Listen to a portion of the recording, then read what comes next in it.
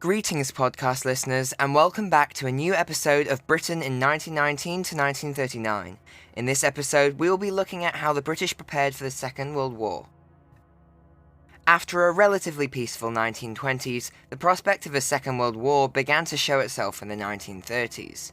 With conflict sprouting from the rules of Benito Mussolini and Adolf Hitler, countries tried their best to avoid another costly war. Aside from a policy of non-involvement in the Spanish Civil War of 1936 to 1939, Britain and France embarked on a policy of appeasement in the late 1930s.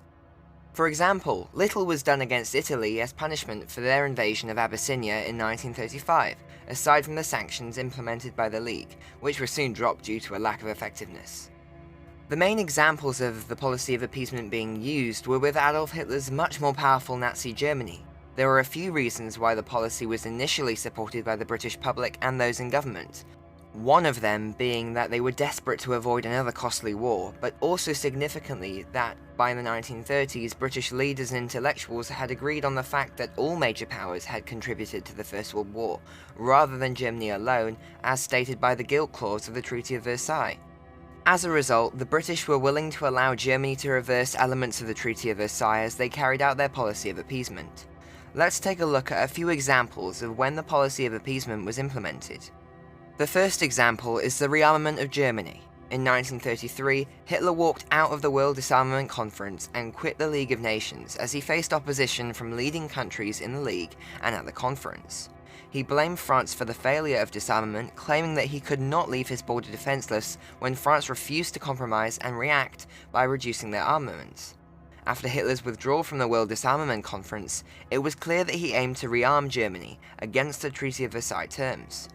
Germany began to openly rearm in violation of the Treaty of Versailles, which restricted German armed forces to only 100,000 men in the army, no submarines or airplanes, and only 6 battleships. The Stresa Front was an alliance between Britain, France, and Italy formed in April 1935 which aimed to ensure that there were no changes made to the Paris peace settlement, oppose Hitler's plans for German rearmament, reaffirm the Locarno treaties, and maintain Austria's independence. However, the Stresa Front's weaknesses were quickly exposed, as preventing Hitler from rearming would mean that the members of the Stresa Front would have to launch a full-scale invasion of Germany, which none of them were prepared for. This pact was later completely eroded by the Anglo-German Naval Treaty, a bilateral agreement made between Britain and Germany without the consultation of Italy and France. In June 1935, just 2 short months after the Stresa Front was established, Britain and Germany signed the Anglo-German Naval Agreement, in which Germany was allowed to increase its navy to a maximum of 1/3 of the size of the British Navy. While this guaranteed that Britain would have a superior navy, Britain was allowing Germany to break a term of the Treaty of Versailles, which had severely limited the German navy. Britain's opposition to German rearmament had effectively been removed, and Hitler felt free to continue to increase the size of his army and navy. He ordered the construction of new battleships and began to develop a large and efficient air force. The second example is the remilitarization of the Rhineland. Hitler further defied the Treaty of Versailles when in March 1936 he took a massive risk by moving German troops into the demilitarized Rhineland area of Germany, which had been demilitarized with the aim of reducing the threat of Nazi Germany from Central Europe. Knowing that the German army was completely unprepared for war, if it had been forced to withdraw, Hitler would have faced public humiliation and would have lost the support of the German army and angered the German public. However, the gamble of remilitarization was a huge success for Hitler, who had timed the action well, as France was in the middle of a major financial crisis and was increasingly reliant on loans to avoid bankruptcy. France did not take any action as it was in the middle of a general election and would not act without Britain's support. Anthony Eden, the British Foreign Secretary at the time, had met with the German ambassador and made his proposals. However, when Hitler refused to withdraw his troops, the British government simply did nothing, as the British people already felt that the Treaty of Versailles was too harsh towards Germany, while British politicians believed that a strong Germany would be a good defense against communism. Due to the lack of effective action in response to Germany's remilitarization of the Rhineland, it had exposed major weaknesses in the relationship between Britain and France, and the growing distrust between them. Hitler believed that both Britain and France would do nothing to prevent his further attempts to undermine the Treaty of Versailles, such as reuniting with Austria and annexing them, and taking over Czechoslovakia after claiming the Sudetenland.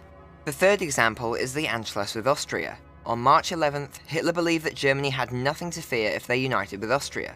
He wished to practice his policy of united Germany with Austria, who were German-speaking. Many people in Austria supported this idea, as their country's economy was weak. They believed that unification with Germany would make them stronger. In early 1938, Hitler had encouraged Austrian Nazis to stir up trouble and stage demonstrations and riots across the country. They called for unification with Germany. In a meeting with the Austrian leader, Kurt Schuschnigg, Hitler told him that the crisis would only be resolved if he accepted the Anschluss with Germany. He reluctantly agreed. However, in a last-minute attempt, he called a referendum for the people to decide whether to unite with Germany or not. Hitler, worried that the Austrians would vote against the Anschluss, forced Schuschnigg to resign, appointing the leader of the Austrian Nazis in his place. In the elections, voters were watched over by German soldiers, and 99.75% of Austrians voted for the unification with Germany. This meant that Austria's army, weapons, rich deposits of valuable ores and resources were added to Germany's growing army and industry. Hitler had been sure that Mussolini would not oppose him, as they had formed the Rome-Berlin Axis, making them allies. Hitler knew that only Britain and France would be able to oppose him, but was confident that both nations would not take any actions against Germany due to their policies of appeasement. After they failed to take action as Germany had broken yet another term of the treaty, it had become clear that Britain and France were unlikely to react as Hitler followed his policy and reversed more elements of the Treaty of Versailles. In response to the rearmament, Britain condemned Germany, but due to the anti-Comintern Pact, Britain was unwilling to risk war with Germany as it could lead to Japan and Italy taking action against Britain. As they were in no position to enter a major war, Britain decided not to take decisive action. Meanwhile, France was in a state of political turmoil after its whole government resigned, and they were only in a position to condemn Germany's actions. The final example of the policy of appeasement is the Sudetenland crisis and Munich Agreement. In September 1938, Hitler was demanding that the Sudetenland would be given to Germany. It had a 50% German population who claimed that they were being oppressed and mistreated by the Czechs. The Sudetenland contained 70% of Czechoslovakia's heavy industry, and it was a strong area of defense for the country, so losing this area would leave them defenseless against Germany. Hitler encouraged the Germans to stir up trouble in Czechoslovakia and demand for unification with Germany.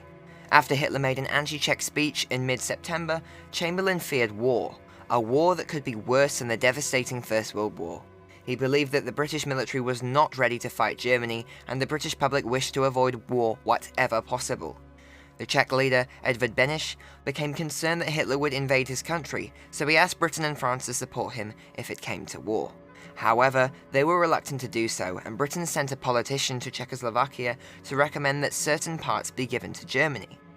British Prime Minister Neville Chamberlain ended up meeting with Hitler, declaring that the Czech government had agreed to give him certain parts of the Sudetenland. Hitler was unhappy with this settlement and demanded the whole of the Sudetenland. As Chamberlain refused, war seemed likely, so people in Britain began constructing air raid shelters. But Mussolini helped to arrange a meeting, which became known as the Munich Agreement between British Prime Minister Chamberlain, French Prime Minister Daladier, and German Führer Hitler in September 1938, where they agreed that Hitler be given the entire Sudetenland. As Chamberlain returned to Britain, he was saluted as a hero as he was able to prevent war. German soldiers seized the Sudetenland on October 1, 1938, with no shots fired, with the Czech leader resigning. After Hitler took the rest of the Czechoslovakia on March 15, 1939, there was no denying that the policy of appeasement had failed. In fact, it is clear that the British government already knew that in 1938, but decided to keep it up in order to buy themselves time. In fact, in 1938, the government had begun to build new warships and increase its armaments after British military leaders warned that a war was looming, and without a year or two to prepare, they would have no chance at defeating Germany. To quickly rearm and prepare for war, the lives of civilians at home were disrupted, from cutting down railings to melt down for munitions to implementing rationing and evacuation plans. Between 1938 and 1939, the government began to encourage people to prepare the home front for the dangers of war with various programs, such as planting vegetables on spare land, joining the teams of air raid wardens and the Home Guard, and learning the steps to take during air raids or gas attacks. Evacuation plans had been prepared before the war begun. with some small-scale evacuation of women and children taking place in September 1938. But it was a few hours after the war was declared on the 3rd of September where 1 million people were evacuated and relocated to rural reception areas. These evacuations proved critical as air raids proved to be the biggest danger for the home front, taking the lives of 60,595 civilians. To make it more difficult for the German bombers to target occupied areas, blackouts were implemented, but this did contribute to a rise in car accidents.